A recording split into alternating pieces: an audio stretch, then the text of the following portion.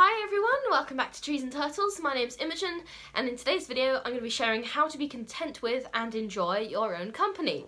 If you're not already subscribed, make sure to do that, give this video a big thumbs up, follow me on Instagram, and let's get started. So a lot of people that I know are not happy being alone, and I don't mean being lonely, because nobody's happy being lonely, but there is a difference between being lonely and being alone, and I am, not to toot my own horn, but I am great at being alone. I enjoy my own company thoroughly, and I rarely feel lonely. So I think the first thing to think about is, why are you afraid of being alone? Like, why are you afraid of spending time with yourself? Why are you afraid of spending time on your own? I think for a lot of people this it stems from a fear that you're going to be alone for the rest of your life, and that you're going to be lonely, and that you have no friends, that you're a loser, all of these things, which aren't true.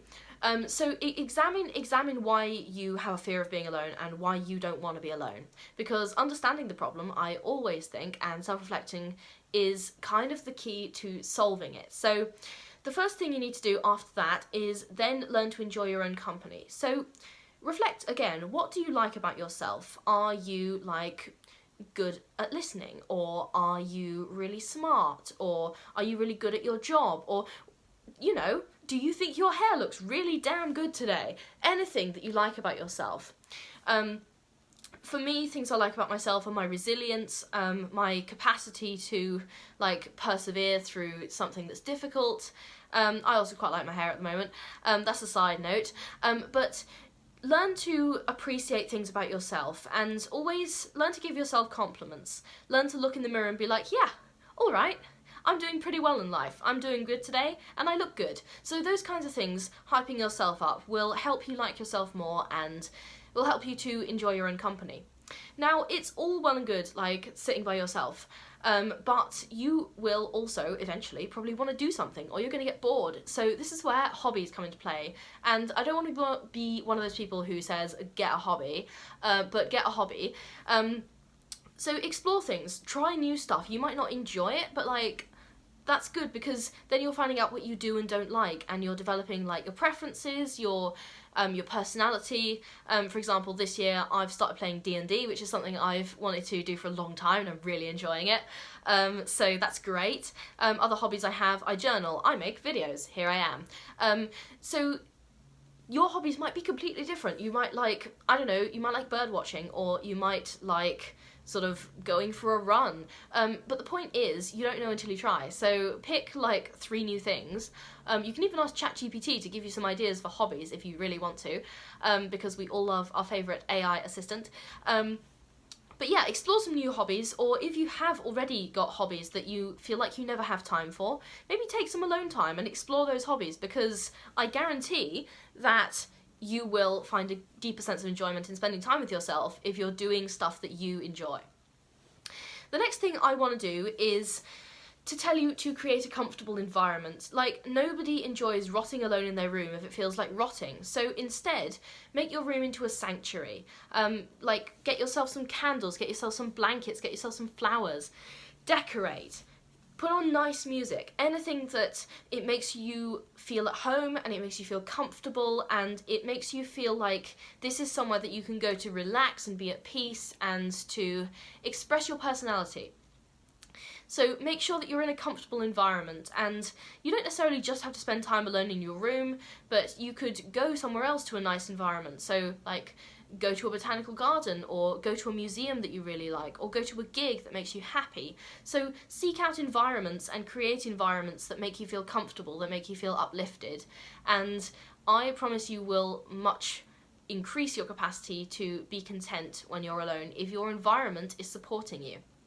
Another thing that you need to do is to set boundaries. So a lot of the time, something that gets in the way of us forming sort of meaningful relationships with ourselves is that we're never alone. So especially in the modern age, and I don't want to bash the modern age, because I love the modern age, but we're never alone. We can always text someone, we can always call someone, and sometimes that's great.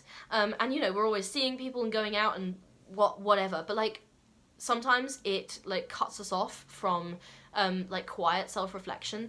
So I recommend setting some social boundaries and saying, look, these are the times when I'm unavailable, I'm just taking some time to chill, to be by myself. If your friends are good, they will understand that, because everybody needs space. Even the most extroverted people occasionally need space. Alright, the next thing I want you to do is practice self-care. So this could be anything, like examples of self-care include getting your finances in order, skincare, it doesn't have to be a bubble bath, it could be a bubble bath, but like, take care of yourself in your alone time, and that will make you look forward to it even more, because when you know that like, you're going to go get a haircut, or you're going to try out a new face mask, or you're going to try on some new outfits, you're going to look forward to that time and be excited for you to treat yourself.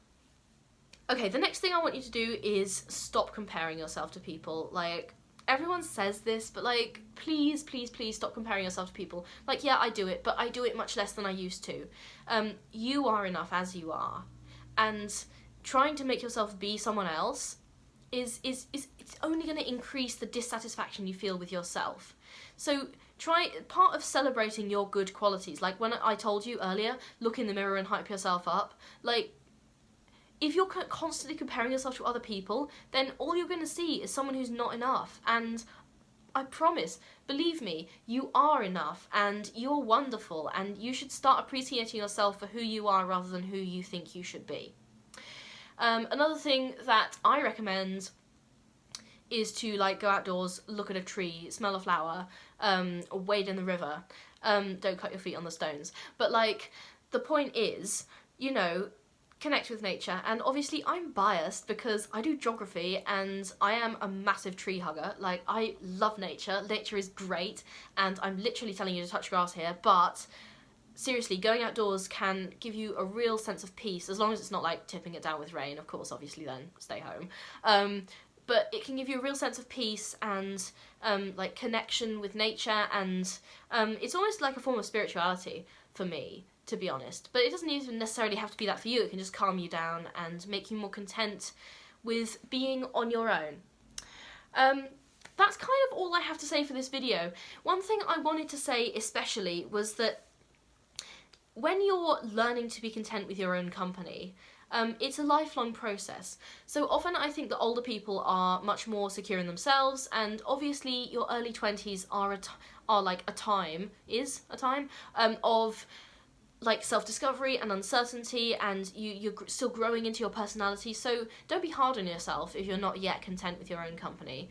I mean, like, I am, but there's still stuff I gotta work on. Like, there's still stuff I don't like about myself, and sometimes, you know, I don't want to spend time on my own, and that's okay, and you should be hanging out with your friends as well. But I think learning to be content with your own company, it can save you from a lot of, like, clinging onto a lot of toxic friendships or relationships just for the sake of not being alone. Because I've seen that pattern happen a lot, and it's really disheartening to see, like, wonderful people who should be extremely content with their own company, they're holding on to these, like, toxic relationships because they're scared of being alone. And please don't be that person, because you are worth so much more. Okay? Alright. That is all I have to say for this video. If you're not already subscribed, make sure to get subscribed, give this video a thumbs up, follow me on Instagram, and we are done for today. Okay, thanks. Bye!